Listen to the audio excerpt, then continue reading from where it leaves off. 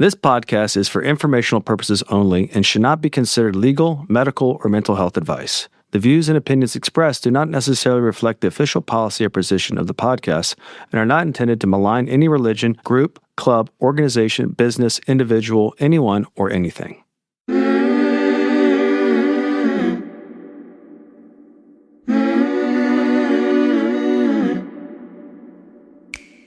I'm Sarah Edmondson. And I'm Anthony Nippy Ames, and this is A Little Bit Culty. We woke up from a cult, and that journey was captured in The Vow on HBO and in my memoir, Scarred. Now, in this podcast, we break down the shame and secrets that make these experiences so destructive with honest conversations on how seemingly benign groups can cross into the cultiverse and how to spot and recover from trouble if it happens to you. Each week, we bring in experts, survivors, and whistleblowers to explore red flags, resilience, and even share a few laughs, because sometimes you gotta laugh. Subscribe to our Patreon for early and ad-free listening, some live Q&A, and exclusive content at patreon.com/alittleBitCulty. Welcome to Season 8 of A Little Bit Culty.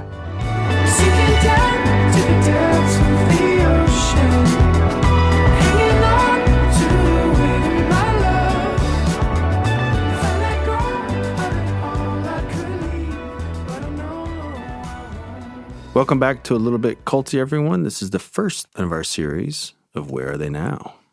This week, we chat with Isabella Constantino, an artist whose NXIVM story first came into view through the organization's so-called Tourette's study and its big promises of relief, growth, and scientific legitimacy. If you caught our first chat with Isabella back in Season 5, you already know how that wild path was. She was pulled in hoping for help with Tourette's, postponed her last semester of college, moved to Albany, and spent 3 years inside NXIVM before finally getting out in late 2017. Today, we're picking up where that story left off and focusing on the aftermath. What it's been like for Isabella to spend even more time rebuilding a sense of self, tending to her mental health, and figuring out what life looks like after a community that asked for so much gave back so little. We'll talk about what she's still struggling with, the hypocritical nature of NXIVM trainings, her relationship with art now.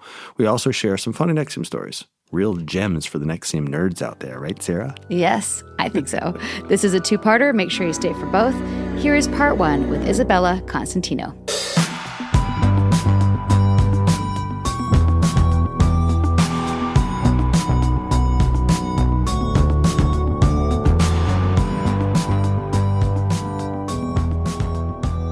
Isabella, hi. Sarah. What's up, girl? How are you guys? It's been way too long. I know. I was actually just thinking yesterday, I was like, I know the last time I saw Nippy was at the trials, but I was like, when's the last time I actually saw Sarah in person? Because we've definitely talked more post-cult than during it. So Probably the mid-teens. Yeah, mid-teens. Mid-teens. wow. Time goes by so fast. Time goes. Yeah. Do you know it's been 9 years? It'll be 9 years this June. 9 years this June. Yeah. No, that's crazy. It is crazy. We were thinking that this episode with you would start the beginning of a few that we're going to call Where Are They Now? Oh, I like that. Yeah, because you were, our guest. Kind of like a VH1 behind the scenes kind of thing. You know? How is she doing? Because people want to know, especially the NXIVM nerds. We'll cut back to your early years, do a little bio, and then I like that. have some B-roll where you're like I'm sure there's a making lot of apple B-roll. pie or something like that. No, she'd be painting in the B-roll. painting, Maybe she'd for be sure. painting and doing art. That's right. I'm actually not painting at all. What are you doing? So actually, I'm working at an art museum, which is really cool. Oh, that's amazing. Yeah, Buffalo has like a really incredible modern and contemporary art museum that I actually grew up going to and had a big renovation a few years ago, and it's absolutely gorgeous. And I am working there part-time, and I'm doing tours essentially for the kids that come in on field trips, and we take them all around the different like exhibits, and we talk to them about everything, and it's fun. That's so cool. Yeah. That's great. It's a beautiful place to work, and the people are really great, and it's nice to be with people who are like-minded and just kind of have a community in that way. That's so great. That's Yeah. awesome. All the jobs I was doing for a long time were like I was basically by myself or by myself Yeah. with like 100 people or 1,000 people at a time. And like I didn't really know anyone. So it's nice to like have coworkers and stuff. That's awesome. That must be so good for your mental health post-cult, I'm guessing.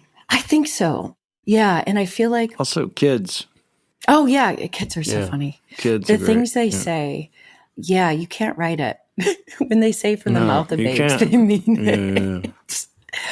No, but it is nice because I feel like I'm getting like my creative fill from just being around it and like in that environment, but without putting like any obligation on myself to create, which is nice. So Awesome. yeah. But you seem really good. Yeah, I'm definitely doing better than the last time we talked, I would say.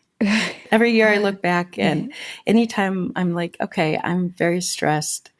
I am like, I mean, it's everything I would say is still hard. Like I'm still dealing with a lot of the effects of being in Albany and just being in the world that we live in, and health and stuff like that. But every year I think like I'm not making progress or anything like that. I like say, well, would I want to be where I am last year, or like look at where it was Right. last year or 2 or 3 years ago, and I'm like, Right. okay, no, I'm doing better. So. Yeah. Yeah. That's important. I actually do this with Troy in regards to his sports. Like, go think of where you were a year ago, and he's like, "Oh my God!" Like a lot of people don't do that because, for whatever, we're conditioned to want our success now or whatever the end game is. You forget to look back and go, "It's a journey. It's a marathon, not a sprint." So yeah. Yeah. And also when we see like what people we deem successful, like we see it once it's already popped off. We don't see we don't see the thousands of hours of work behind the scenes or anything. Correct. So it's easy to forget how much work it is to do anything, including heal. Well, that's good timing because healing is important, and we are going to pop a book in the mail for you. We always send a present to our guests, but now we get to send you our new book. And the section on healing, I'm so excited for you to see because it's really written for survivors. And healing's been a big part of your journey, and you do a lot. And hopefully you'll get some new nuggets from this That's section. also a warning for what to look for. Well, thank you. I love that. I'm so excited. Can you guys sign it for me? Of course. Of course. We just signed Isabella like over 250 pre-orders, like people that pre-ordered it. Oh, I love that. Yeah, it took us, I don't even know how many hours, but like a couple weeks of solid chunks of just signing and packaging. Yesterday and going to was my marathon. Yes, we just finished. Now we're sending to all of our past guests, future guests, and supporters around. So it's like over 300 copies. Oh my gosh. But it's been very satisfying. We can't wait to share it with you. I'm so excited. Well, I love that. Congratulations. It was a lot of work. It was a lot of work, especially trying to distill like all the things that we've learned into one place, because that's what we want to be able to give to someone who gets out and be like, hey, this you just got out. Congratulations. Here's your manual. I mean, that's what the boring title would have been. A manual for avoiding, healing, and surviving cults. Yeah. Yeah, that would have been a boring title. Yeah. And we actually considered that. To the point. When I got out, I was thinking, because like sometimes there's no how to, there's lots of books, there's lots of various resources, but I don't know. I'm glad that I feel like the way my brain just glitched now is like indicative of the way your brain is when you get out. There's so many things, and I'm glad that you've been able to provide healing for yourselves and for other people and provide resources.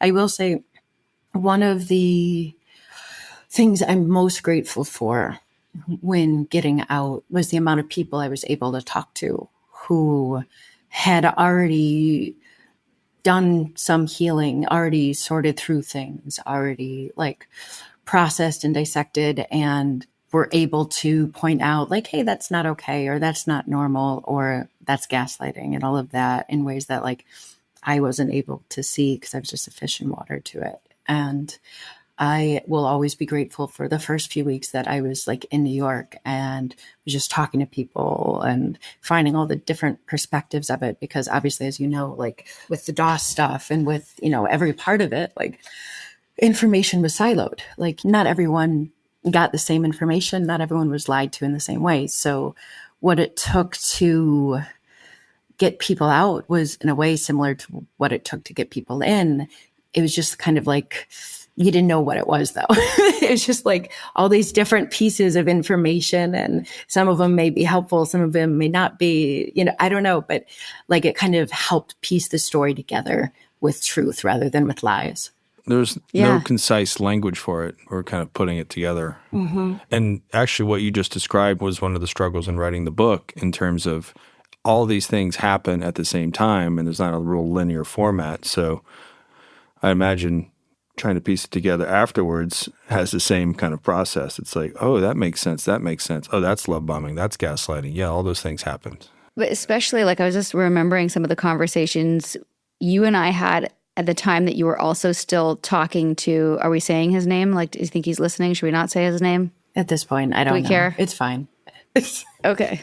So Mark Elliott, I mean, if people have seen The Vow, he's the one who's an advocate because his Tourette's was cured, seemingly. And, you know, those conversations he was having with you, I was just thinking about, like, how horrendously abusive and gaslighty they are. Maybe I can even find one somewhere and we could play it in this episode. I don't know, but it's next level. But, like, imagine, Isabella, that you didn't have anyone to talk to on the outside who had already gotten out. Oh, yeah. Like, you'd probably get sucked right back in. Well, and I know that's what people were worried about. Like, when we went back to get my stuff, like me and the other few people that helped, they were worried about that. Like, we planned it so we would avoid people because we didn't know, or they were worried about that because I was hearing stories of that happening where people would wake up and have a conversation with the wrong person and get sucked back in. And I'd like to say, I think that I wasn't quite in that space. Like, I think that piece of information for me that made it click made me realize no. I think I didn't realize. I what was it? What was the click for you? Yeah, it's interesting. So this was about, let's see, end of November. I remember specifically. It was the 30th of November. It was like 6 months after you guys left. Almost to the day. Yeah. And I met with someone who had left around the same time because of all of that, like mass exodus. Lots of people left with it. And I met with her at a diner. And basically, we were just talking for a long time. And the thing that made it click was kind of I don't know if it would have made it click had certain things not happened before that. Like little things that I felt were off, but didn't quite like intellectually place. But basically, the piece of information was finding out that a friend had gotten enrolled specifically for DOS and not for the intensives or curriculum versus the other way around. Like my understanding, the inconsistency. Yeah, between all the ways that stories were contradicting each other, the information that I was being told, the ways that things are shifting or changing. It's funny, like it doesn't seem like it would be that crazy of a piece of information to like wake someone up, but that's what did it. It was just an aha moment because I realized I realized how much I was being lied to.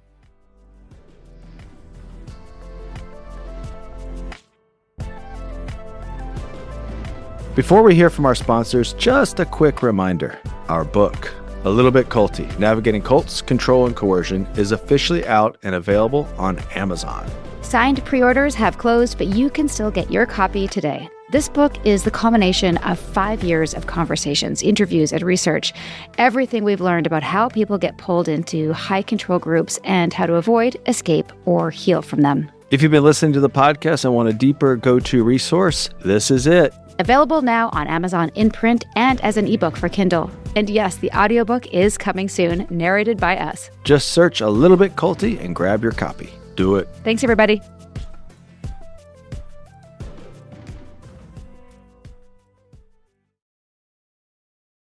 So when we first moved to Atlanta, our outdoor space was, let's call it aspirational. There was some plastic chairs we inherited. There were some things we got from a garage sale. I mean, it was generally an eyesore, and we just didn't use it. And that's why we were so grateful for Wayfair. Wayfair made it so easy to fix that and give us the vibe that we were going for. The delivery was easy. The assembly was easy. We have these beautiful Adirondack chairs around a fire pit that, let's just say, the neighbors covet. I think they covet it. You can shop by style, modern, coastal, farmhouse, whatever your vibe is, and actually find pieces that work together without spending hours spiraling and scrolling and looking at reviews. Their filters, reviews, and photos from real people are clutch. It's like having millions of second opinions before you commit. And for somebody like me who's trouble making decisions, this is a game changer. And everything's in one place. Seating, rugs, lighting, storage, even grills. So you're not piecing it together from 5 different sites like a part-time job. Plus, with Wayfair Verified, their team vets products with a full quality checklist, so you know you're getting something solid. And if you're not exactly handy, like Nippy and I, they've got assembly options too, which saved us from at least one patio meltdown. And we're grateful for that. Basically, less guesswork and more actually using this space now. Come on over, we're having a party. Get prepped for patio season for way less. Head to wayfair.com right now to shop all things home. That's WAYFAIR.com. Wayfair, every style, every home. This message is sponsored by Raycon. If you're someone who likes getting outside but still wants moments to really lock in, I've been using Raycon's Everyday Earbuds Classic, and they've been my go-to for daily listening. I finally caved and got new earbuds because my old ones were held together by hope and electrical tape. Very chic. I went with Raycon's Everyday Earbud Classics, and honestly, they're kind of perfect. Active noise cancellation that actually works. They stay put when I'm out for walks, and this is key, they don't fall out after every 5 seconds like I'm in some sort of earbud trust fall exercise. But here's what got me. The colors. I grabbed the blush violet ones because I'm 12 years old at heart, and they actually feel like something I'd choose, not just here's your standard issue white tech blob. The real plot twist? They sound as good as those brands that cost twice as much. Same premium audio, half the price. Over 3 million people agree with me on this, which is oddly validating. Plus, they've got a 30-day happiness guarantee. So if you hate them, you're not stuck explaining to yourself why you wasted money on fancy ear accessories. Honestly, my only regret is not getting them sooner. The Everyday Earbud Classics are the perfect addition to your everyday routine. Go to blueray.com/culty to get 15% off. Thanks, Raycon, for sponsoring. I don't know about you guys, but I like keeping my money where I can actually see it. Unfortunately, Big Wireless seems to like keeping it as well. After years of overpaying for phone bills, mystery fees, and those free perks that somehow cost extra, I finally want to tap out and switch to Mint Mobile. Mint exists to fix exactly that. Premium Wires plans start at just $15 a month. You still get high-speed data and unlimited talk and text on the nation's largest 5G network without the financial side-eye. And switching is super easy. Bring your own phone, keep your number, activate with eSIM in minutes, and you're good to go. No contracts, no hassle. So yeah, maybe it's time to stop doing wireless the hard way. Get 3 months of premium service for $15 a month with Mint Mobile and keep more of your money where it belongs. Next time I switch my mobile plan, that's what I'm using. If you like your money, Mint Mobile is for you. Shop plans at mintmobile.com/culty. That's mintmobile.com/culty. Upfront payments of $45 for 3 months, 5 gigabyte plan required, equivalent to $15 per month. New customer offer for 3 months only, then full price plan options available. Tax and fees extra. See Mint Mobile for details. Thank you for listening. Now, let's dive back into the cultiverse. Yeah. It's funny, the things like, it's not the branding, it's not the sex with Keith. It's like, wait, that order is all wrong. Yeah, and it just was like, my impression is that you're very sensitive and can feel when things are off. And you were in a place where you were done, but you couldn't quite put the language to why you were done, and needed us to kind of help you see that and validate the fact that what you were feeling has some external forensics to justify the feeling, and this is what they are. And then you got on a specific phone call that I remember was someone was trying to invalidate your feelings and try and use the ideology that he was using to justify any behavior. A number of phone calls like that. that they were doing. Yeah. Is that accurate? Yeah, no, absolutely. I was so exhausted. I mean, I'm sure we all were. But there were so many things that like just obviously didn't feel right. And they didn't feel right from the beginning, but in ways that weren't as obvious maybe, or in ways that obviously were justified. But yeah, I mean, so many things were happening also. You know, when like the universe gives you signs and you don't listen to them and they get louder a little bit. Yep. I was having a lot of those. And I was really confused because, you know, I was using that logic that, you know, the way that they did it, it's like they would fight your feelings. So I was fighting those feelings. Yeah. And especially for you, right? Because you were being trained to like override anything in your body. Yeah, no, literally. I mean, I talked to someone after I was leaving and they were like, I thought you were on a DOS diet because I had lost so much weight. And it was like, no, I was just pushing myself so hard. Like you could see all my bones within a year of me being there. No, that's called a stress diet. It was. Yeah. But, and you know what? Like, I'm still struggling with that, to be honest, like with a lot of the stuff from like that kind of conditioning. I feel like it was like being in the army, but instead of like structured discipline, it was like chaotic. And I still feel like between like the lack of support along the way and like it being a very developmental time, like physically, brain wise, all of that, as well as just coming into adulthood in that kind of chaos. And then I was only out for a year and a half when COVID hit. And it's like, I don't know, it's been a very chaotic 10 years almost. And I don't know, there's so many of things like that I'm still dealing with. And yeah, tell us. It's interesting. What's residual? I'm sorry, I kind of like tangented off. No, it's okay. That's on brand. Okay. Yeah. No pun intended. Yeah. What's still residual? Honestly, I started seeing an eating disorder therapist this past year because with the way that I was pushing myself, when I started, I was pressured to go off of meds.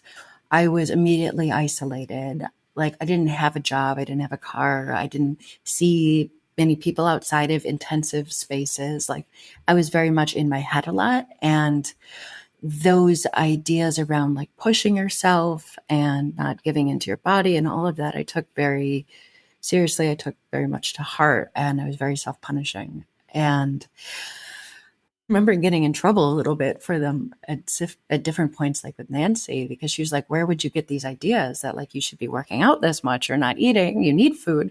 And I was so confused because I was like, I thought that's what we were all doing. But in hindsight, I realized a lot of it was just the OCD mixed with a lot of things that, just the stressors in the environment and the things I was being told. I just really dove headfirst into really bad habits or compulsions, even definitely compulsions, including not eating and not sleeping. And I would be running miles and miles a day and working out to the point of failure and thinking I was bad because of it. And I've read studies around like how people, something to do with like a potato. No, that's not it. There was a study in, I believe, the 1940s. There's a potato. It was something to do with the potato. No, there was a quote from someone who was on this study that had to do with the potato. It was like, I still think about like how good it would have tasted or something along those lines. But there's a study in, I could be wrong, but maybe the 1940s or maybe the 60s, but I forget where. Sometime in the past. But somewhere there was a potato and a study. Yes, and that said no one ate the potato. But basically, and it wouldn't pass today, but it would be very much unethical today. But basically, a bunch of people were put in a situation where they were essentially starving and their bodies and their minds reacted in similar ways, like across the board. And I remember reading about that. I remember thinking, wow, like I felt all of those things when I was there and didn't understand it. Like I was hoarding food. I was thinking about it constantly. I was starving. I stopped menstruating for 3 years.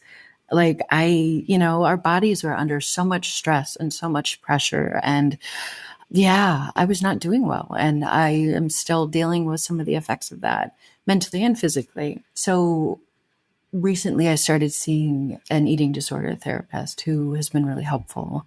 And it never even occurred to me to do that until another therapist recommended it because she didn't even know about that. It didn't even occur to me to mention it. But it's just interesting the things that, we take with us. But actually found out, interestingly enough, that most people with eating disorders have OCD. And so it makes a lot of sense why I was really struggling with that as well. Makes sense. Especially in that environment. Yeah, it makes sense, yeah. But that's something that I'm struggling with, to be honest. Not anything to do with weight. Just honestly, I feel like I need to be productive. Like I feel I like get that. Yeah, I shouldn't give that's into the comfort of food because I need to be doing other things. That's a common one. Yeah. And Dude, I totally oh get my that. gosh. Yeah. I feel that the productivity, I feel like, is we've got anorexia, bulimia, orthorexia. What's the productivity term as a problem? Seriously. You know what I mean? Chill the F. Nippy calls it, he's like, Nippy does not have this problem, by the way. I'm very glad. I go 55 to 65, and if I have to go 75 or 85, I will. But I try to keep it in the same thing. It's constant productivity in spurts.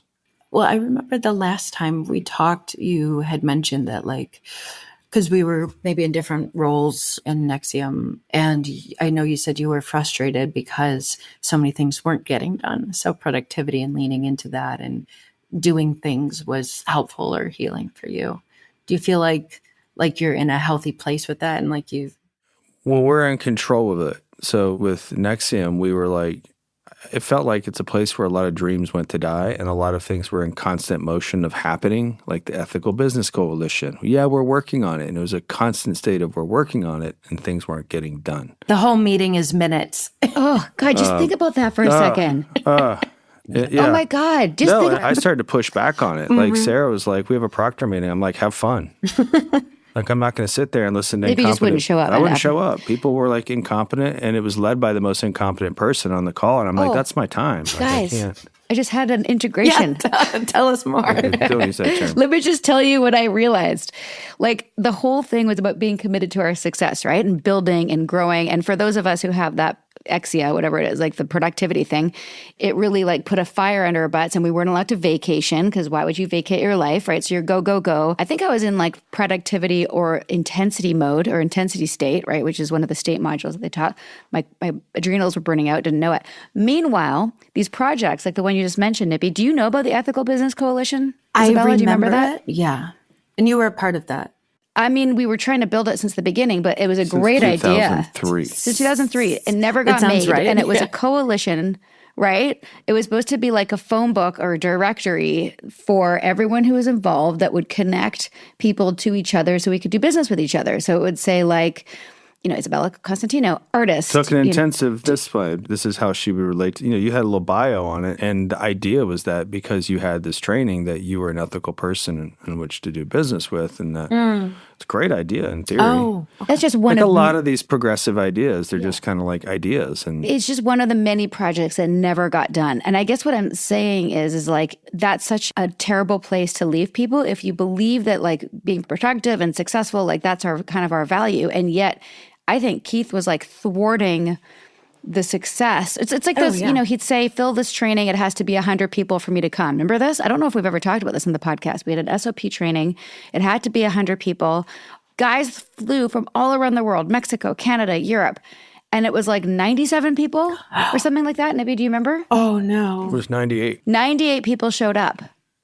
And they even pulled a couple people from a training that Lauren was teaching, I believe, like a level 2. Here's a little caveat. I said to Mark, Mark said he's not going to do it unless we find 2 more people. And I say, if he doesn't do it, I'm quitting. I'm out. Mark Vicente. Okay. I told Mark this. I go, look, if he pulls this, I'm stepping down from all this stuff. And I think this isn't cool because I told people, to fly here. I told people to do this. My name was on the line. And I said, Mark, I won't do it. There was another training going on. 2 or 3 of those men had committed to be in this original training and had bailed to go be in Lauren's training, which was going on at the same time. We went and got them and held them to their word of being in the training, and then Lauren said something that we got our final 2 or 3 men from her training, at which point Keith said, we need to think about the ethics of that and what it means to, you guys didn't really hit your numbers. You took someone from that training. And I'm over there going, this is bullshit. And like Keith, I don't remember what he ended up doing. He canceled the training.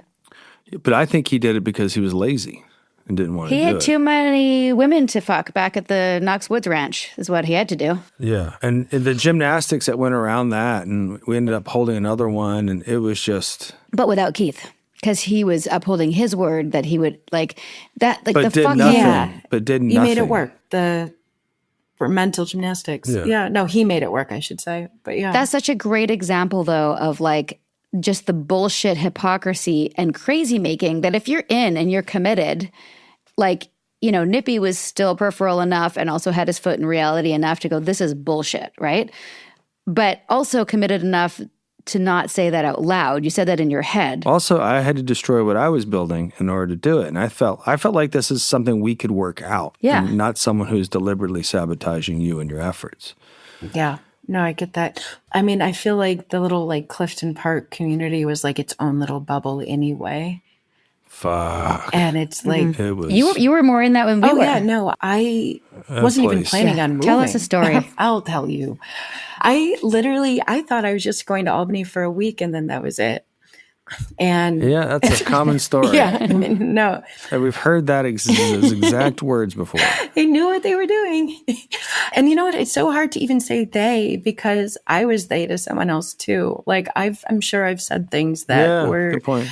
It's when you're in a system that is that dysfunctional and self-contradictory, by nature, it's hard to do anything without you're participating in it. So you have to either get out of it or actively try to change it, which obviously doesn't work super well. But it's there's only one or two people, probably mostly one person, who actually is cognitively aware of the hypocrisy. And it's weird. But so the bubble, when I say they, I'm also compassionate to, obviously everyone for the most part thought they were doing the right thing, which is an interesting thing to think about. But I wasn't pressured to go move there at the beginning. I was offered it. I worked with Nancy for a day or two. Yes, obviously. Well, yeah, of course, at the beginning. Offered, yeah. It's an opportunity. Yeah, but it's an opportunity. Yeah, it was. I went to work with Nancy for a day in January after those initial 7 days that I worked with her when I first started that were recorded, in the Tourette's documentary where there's those 7 days of progress sort of thing. And I was I don't think I have Tourette's anymore. I have Tourette's. I have Tourette's, by the way. Newsflash. Yeah. But they basically, Nancy was we think you should move here. You've made progress, but you're not where we think you can be. And so I did. And I was supposed to leave in June. June. And I think I ended up staying longer, against, my parents didn't want me to stay longer. I didn't have much financial support in that those few months because I think they were worried. They were we need to make sure that we're not just encouraging this. But no, I feel I'm getting lost in flashbacks. No, I lost the train of thought too. No. It was a weird time. It was the move to Albany was presented as an opportunity to you.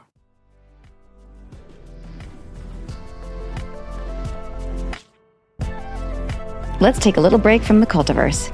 Here's a word from our sponsors.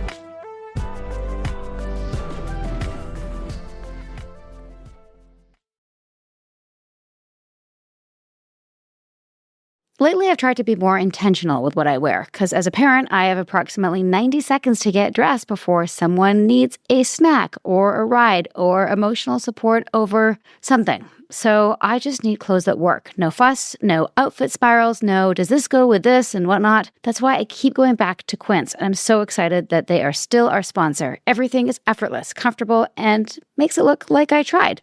They've got some incredible spring pieces made from 100% European linen, organic cotton, and super soft denim. Think lightweight linen pants, easy dresses, and tops starting around $30. Breathable, wearable, and on repeat. Here's the best part. It all looks way more expensive than it is. Quince cuts out the middleman and works directly with ethical factories, so you're getting high-quality pieces for 50 to 80% less. I am lucky enough to go away on a little Mother's Day trip, and I needed to upgrade a few things, and I'm so excited to say that I got some incredible bathing suits. I also got a bunch of basics like an organic cotton micro rib scoop neck tank in heather oatmeal, But my biggest obsession is 100% organic cotton gauze smocked sleeveless maxi dress in ocean breeze. So that's like a light blue. So thanks to Quince, I can look like a semi-functioning adult, even if my morning has already been chaos. Refresh your everyday with luxury you'll actually use. Head over to quince.com/culty for free shipping on your order and 365-day returns. Now available in Canada too. That's QUINCE.com/culty for free shipping and 365-day returns. Quince.com/culty. This episode is sponsored by BetterHelp. Okay, it's May, Mental Health Awareness Month, which feels like a good time to do a real check-in, not the "I'm fine," while we quietly spiral into the snack drawer. Life lately is a lot. Planning 3 birthdays, getting ready for summer trips that already have us lying awake at 2 a.m. like, wait, did I book that flight? Did I book the train? Did I book the ferry? Did I even imagine booking that? Some days you've got it handled, and other days not so much. The to-do lists just don't cut it, which, by the way, is extremely normal. The truth is none of us have it all figured out, and we're not meant to do it alone, which is where therapy comes in. It's having someone in your corner to listen, help you sort through the noise, and maybe quiet that 2 a.m. brain just a little bit. BetterHelp makes it easy. You fill out a quick questionnaire, they match you with a licensed therapist, and if it's not the right fit, you can switch anytime. Consider this a gentle nudge from your resident Cult Survivor podcast host. Therapy's great, and you don't have to be on this journey alone. Find support and have someone with you in therapy. Sign up and get 10% off at betterhelp.com/culty. That's betterhelp.com/culty. Raise your hand if you're currently walking around with scratched up glasses because getting new ones feels like planning a small wedding. Just me? I have been squinting through a scratch for weeks, maybe months now. Anyone tighten those tiny little screws with your fingers? Just say the truth. It's hard. It's one of those things on the to-do list, getting new glasses. It's like taking your car to the mechanic. It has to be done. It's a big schlep. It's a rigmarole. The whole thing's ridiculous. You sit in an appointment, you have to go into a waiting room, you have to get the hard sell on all those lens upgrades, and then fork over what sometimes feels like a car payment. So we just squint through the scratches like pioneers. But then comes Zenni Optical, which honestly should have existed decades ago. They would have helped the pioneers for sure. Pick frames online, upload your prescription. They ship to your door. Prescription glasses, sunglasses, blue light blockers starting at under $30. Nope, that's not a typo. $30. And here's where it gets fun. At that price, you stop treating glasses like some precious heirloom. Get those serious work ones. Get those ridiculous statement ones that only match one outfit. Get backups for your backups. One for your car, one for your bedside drawer, one for your purse, one for your special fancy purse.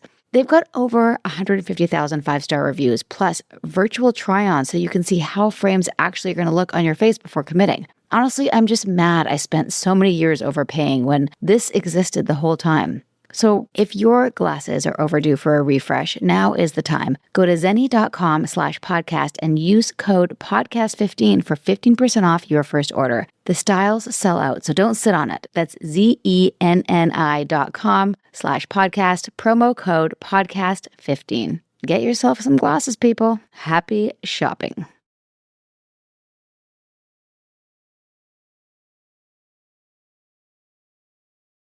Thank you, sponsors. We couldn't do it without you. Now let's get back to the show. Yes. And I think I recognized the chaos at the beginning. So like I was coming out of It's hard not to. functional Yeah. environments. Yeah. I moved there Valentine's Day 2015. Took my last semester of college off. I basically had a day to settle and went straight into my first 16-day. Drove Oh my God. like 2 hours. So intense. Yeah, drove 2 hours away. Someone, Alex from the Tourette study, actually picked me up and drove me to a sleep study center like an hour or two away, and then drove me back the next day. And then the day after that, I started, is it Mobius? Was that the like self-love one? Yeah, where you're looking Yeah. in the mirror and loving Yes, yourself. I of course, Self-love yes. Yeah. In quotations. So I did that. And then like a week or so later, I did like 2A. Like I was just like one after the other and then complete isolation. So I was just doing these and then left alone with my thoughts, and then doing another one and then working with Nancy, and then doing another one and getting scolded by Nancy. And every month I was going home for a sleep study for a day and then coming back, and then just, it was just very chaotic. And That's great. That's intense. yeah. And I was going off meds at this point. Like I was not doing well. I don't know if I mentioned this last time we talked, but like, you know, the environment that we were in definitely severed kind of my trust or relationship with, not even my trust with my doctor, but my ability to recognize what I was dealing with as legitimate medical issues. So when I was dealing with the withdrawal, when I was dealing with any of the things or symptoms I was dealing with, I was thinking, I'm attention seeking, or what am I doing wrong? That's awful. So when I wasn't ticking, I remember the last appointment I had with my neurologist, and I wasn't ticking, but I was so withdrawn and so just, I was like a shell of the person I was. And this was after just a few months. And I didn't tell him what I was going through because it didn't occur to me that it was anything neurological. I felt so cold. I felt so almost not even apathetic. I didn't know how to describe it, but I had been on meds, at least 2 at a time, for 10 years. And then basically, for all intents and purposes, cold turkey went off of them. I have no words to describe. And there was that. no monitoring? They have no monitoring of that by anyone? There was. I was checking with Brandon, but it's hard when everyone's, you're being encouraged. You're being you get in trouble for speaking up, but then you're shamed for not talking. Yeah. So it was hard to know how to voice what I was going through. Another hypocritical. Yeah. Another counter-directive. Yes, and we're all going through that in our own specific roles. Nancy told me, we're do we have to send you home? Do we have to send you back to your parents because you can't you're going to continue to act like this or whatever? And I just, I was just breaking down increasingly, exponentially every day, and just becoming more and more withdrawn. And to the point that I was in such fight or flight, such a state of tenseness and fear. And you couldn't hear me when I talked, because people were telling me how attention seeking I was, how impulsive, how whatever. And I was also, yeah, I don't know. I was 21. I just turned 21. I had a big personality. I was an artist. I was in college. I was coming into myself, and then to be shut down and broken that strategically, that severely, and then to get in trouble for not being able to be heard when I was talked, because look how we need to lean in to hear you. Do you see how you're being attention seeking? People ask me this all the time, and I have my own theory, and I can't remember if we talked about this in the first one, but when people say, oh, when they watched The Vow, they got the sense that it seemed like some people's Tourette's was being cured, or at least Mark's. What's your take on that? What do you think was actually happening? I feel it's not a loaded question because of the Tourette's. It's a loaded question because of the environment that impacted the Tourette's, I guess. But from the day I met Mark to the last time I saw him, my impression was that he was having tics. So he just sort of sat on them, he was just kind of compressing them? Yeah. So the thing is, for me, I was certainly suppressing tics. I will say this, I was very confused for a point because I noticed that before I officially moved there for the study, I noticed that I was doing better, but engaging with the curriculum actually made it worse. Imagine. So when I moved to Albany, my symptoms got significantly worse after the 16 days, significantly worse. I was getting in trouble for, why are you still choosing to tic? I'm I've had Tourette's my entire life. And you think after a month or so, I'm just gonna, it was very unrealistic. Fast results, not stable ones. And I think we all had similar experiences with that. I don't know what Mark's experiences were because he wasn't there for a study. He was there for himself.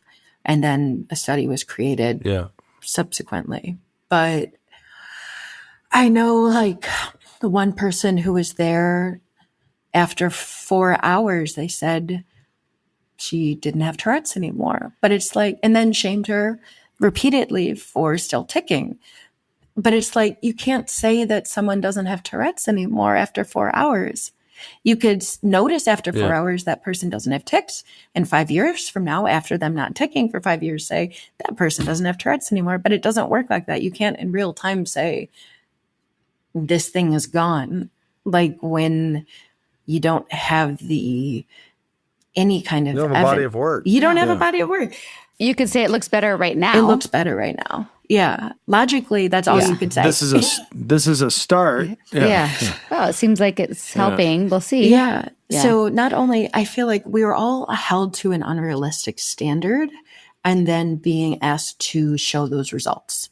So what other people were going through, I can't fully say, but everyone that I knew was through the study was still ticking. And I want to be mindful of even calling it a study, considering it was kind of just like a haphazard kind of experiment. I don't want to legitimize it to anyone in that way. It was not a study. There are things you need to do to make it a study, like we talked about. But there was a film that was made. Whatever happened to that? Is that still out in the world? Or like, is that one? Yeah. So this is funny. So the film is available to watch, whether anyone wants to or not. I mean, it looks very nice, but it's not what really happened fully, But I'm like, I want to be mindful of you and like how I say this. So like when it came out, it's funny, it was going to film festivals. Are you trying to speak with honor? I am. Are you trying to speak with honor? Is that what you're trying? I still debate with myself a lot, and I feel like they're good. Let it rip. Okay. Yeah. So, let it rip. Let it rip. You have permission to shit talk. Thank you. Go ahead. I will say I love the film crew. Like they were great. Like I'm still like, still message them happy birthday or like Alessandro, like, message like, we for a while she was like, how's your grandma doing? No, it was good people. Yeah, good people. Good people. Yeah. Great people. Good people. And I'm assuming being in that role might have been something that you see a lot when you're seeing it like from that perspective versus participating in it, and maybe that helped some of them see the fucked upness of it. I don't know, but I digress. The film is available to watch. It's funny how when we lean into our fears, we perpetuate them. And this is something like I've noticed, like, I think coming out of NXIVM, a lot of us are very good at pattern recognition in our own process, or maybe like certain things. That's at least my interpretation, depending on if we're in denial or not. But I have recognized a lot of times where like, you try to avoid doing something, but you're acting like it's real. You're making it happen almost, right? I feel like the film is a version of that, because in an effort to put it out in the world, it had like hundreds of thousands of views, I'm pretty sure, maybe less, but a lot of views.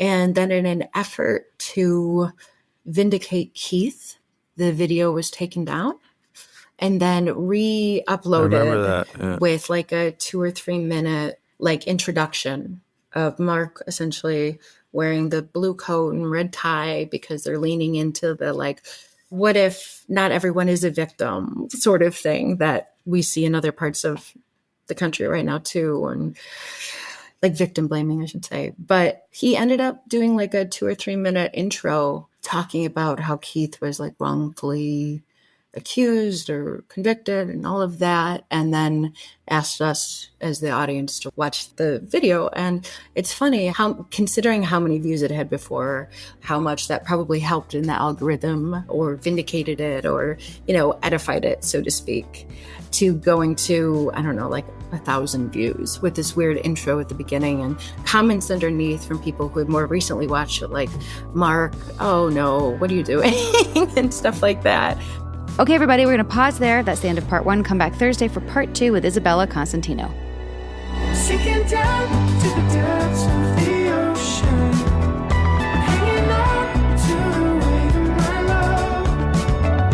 If I let go of it all, I could leave, but I know I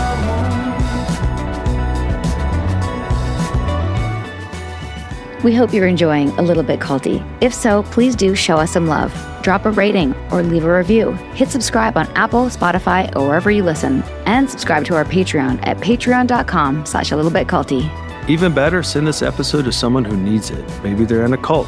Maybe they're just a little bit susceptible. Or maybe they just love a good story. Spread the word, spread the love. Thanks for listening, and see you next time. A Little Bit Culty is a Trace 120 production. Executive produced by Sarah Edmondson and Anthony Nippy Ames in collaboration with producer Will Rutherford at Citizens of Sound. Our co-creator is Jess Temple Tardy. Our production coordinator is Leslie Dinsmore. Writing by Sandra Namoto and social media marketing by Eric Swarzinski and Brooke Keene. Our theme song, Cultivated, is by the artists John Bryant and Nigel Aslan.